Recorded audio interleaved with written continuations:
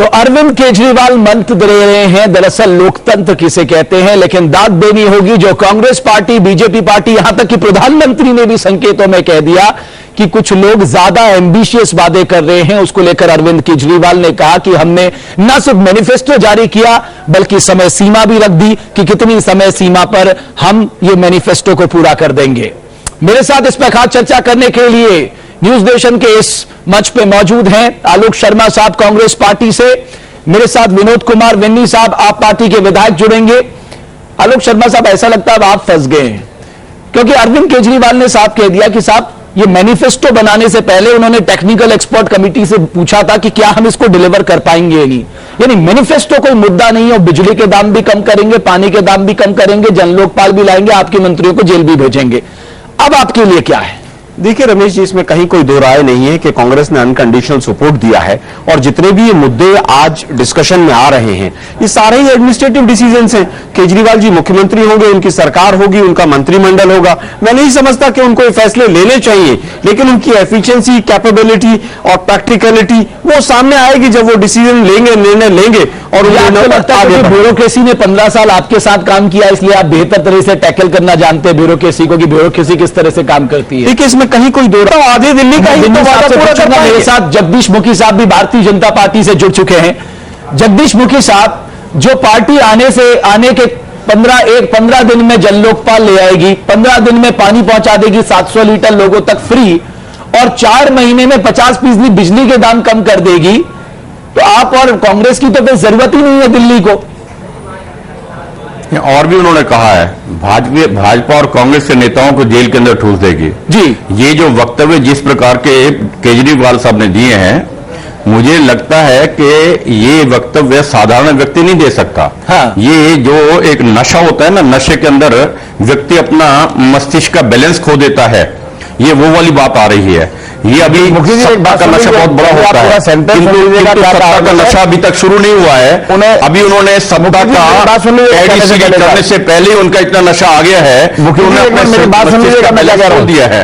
उन्होंने ये कहा था जो लोग दोषी हैं, जिन्होंने इसमें भ्रष्टाचार में लिप्त हैं, उन लोगों को, चाहे वो कांग्रेस के लोग हों चाहे बीजेपी के लोग हों, उनको जेल के अंदर जाना होगा। तो ये नहीं कहा कि सब लोगों को, चाहे वो कांग्रेस से जो लोग दोषी हैं उनको, उनके लिए उन्होंने स्टेटमेंट दिया, स्टेटमेंट दी। उसके बाद उनकी भाषा से दम्भ नजर आता है, उनकी भाषा में दम्भ नजर आता है। इतनी ताकत होती है नहीं, सच्चाई में नहीं। मैं कहता एक बोल तो ठीक चाहिए, जो मर्जी वक्तव्य दे, आदमी के ऊपर आरोप नहीं है, उसको कौन जेल में डालेगा? जिसको आरोप होगा वही तो डरेगा, उसी को डरना चाहिए जिसने गलत आरोप नहीं। 15 साल हमें देखिए जो वही डरेगा जिसने गलत काम किया ना, और गलत काम करने वाले मैं इससे सहमत नहीं हूं। केजरीवाल साहब की जो सोच है ना, उनके अलावा बाकी सब बेईमान है, ये गलत फहमी है उनको। नहीं तो आप और उनको ये कहा, सारे ईमानदार कहा केजरीवाल लोगों ने गलत काम किए, उनकी जांच होगी, जो दोषी पाया जाएगा उसको जेल जाना पड़ेगा। जगदीश मुखी साहब, आपको तो स्वागत करना चाहिए। भाषा जो बोल रहे हैं ना जी, नहीं, आपको तो जगदीश मुखी साहब स्वागत करना चाहिए कि जिन्होंने लोगों को लूटा है, जिन्होंने करप्शन किया, उनकी जगह जेल में ही है। आप तो केजरीवाल का स्टेटमेंट का स्वागत कर रहा है इस पे। नहीं, केजरीवाल साहब आप देखिए जो वक्तव्य आप दे रहे हैं ना, मैं आपको ये बताना चाहता हूं कि अभी तो आप सत्ता में आए नहीं है, पहली सीढ़ी चढ़नी है आपने, उससे पहले आपने मस्तिष्क का अपना बैलेंस खो दिया है। ये पब्लिक इसे, मुझे तो लगता है आप लोगों का, दूसरी बात जो आप पब्लिक की बात करते हैं, आप बार बार मुझे लगता है आप डिस्टर्ब हो गए। आप जो सवाल के साथ कह रहे थे, आपको इसकी रायशुमारी टीवी चैनल पर ये बोलना चाहिए था कि जो लोग दोषी हैं, जिन्होंने करप्शन किया, उनको जेल में जगह, चाहे वो भारतीय जनता पार्टी के लोग हों, चाहे कांग्रेस के लोग हों, चाहे आम आदमी पार्टी के लोग हों, जो करप्शन करेंगे उसकी स्थान जेल में है। ये है मेरा मानना। आप डरिए मत बीजेपी कांग्रेस के लोग, जो गलत करेगा वो जेल में जाएगा। मैं ये कहना चाह रहा हूं, ये जो आपकी रायशुमारी जो कह रहे हैं ना, आपकी सत्ता की भूख आपके ऊपर ललक रही है, हमारा लपक रही है। आप सत्ता पाने के लिए अपने विरोधी पार्टी तो भाजपा के अंदर बोलते रहे, जिनको आप भ्रष्ट कहते हैं, उनके साथ बयान आ रहे हैं, बना रहे हैं आप। आपने अपने सिद्धांतों को ताक में रख करके उनके साथ सरकार बनाने की जो बात की है, ये जनता आपको बतलाएगी। मुखी साहब, आप जो कहीं ना कहीं आवरण नजर आ रहा है, हटाना चाहते हैं, इस बात को मत भूलिएगा आप। नहीं तो आप ये जो आवरण बनाया है आपने, जनता को केवल मात्र एक बहाना बनाया आपने, अन्यथा आपकी मेजोरिटी ना होते हुए सत्ता के सारे सिद्धांतों को ताक में रख करके आप सरकार बना रहे हैं कांग्रेस के साथ मिलकर के, जबकि आपने अपने बेटे की कसम खाई थी कि हम इनकी सहायता नहीं लेंगे। आज आप मेरी सुन लीजिएगा, हमने ये कहा था हमें कांग्रेस और बीजेपी के खिलाफ 28 सीटें मिली। अगर हम बंद कमरे में बैठ के फैसला कर लेते अगर हम कांग्रेस के साथ जा रहे हैं तो हम हो सकता है दोषी होते। हमने दोबारा बंद कमरे की बात है, आप जनता ने आज हमें समर्थन दिया है, आप उस बात कर रहे हैं जो लकीर सत्ता के लालची लोग हैं। अब 15 साल बाद सवाल ये आ रहा है, हमारे पास आपसे ज्यादा सीटें हैं, हमने कहा सत्ता में आपने पूरा प्रयास किया, हमारे आम आदमी पार्टी के विधायकों को प्रयास करने के लिए पूरी तरह आपने स्टेटमेंट दिया एलजी को, इससे पहले आपने पूरा प्रयास किया था हमारे विधायकों को तोड़ने के लिए।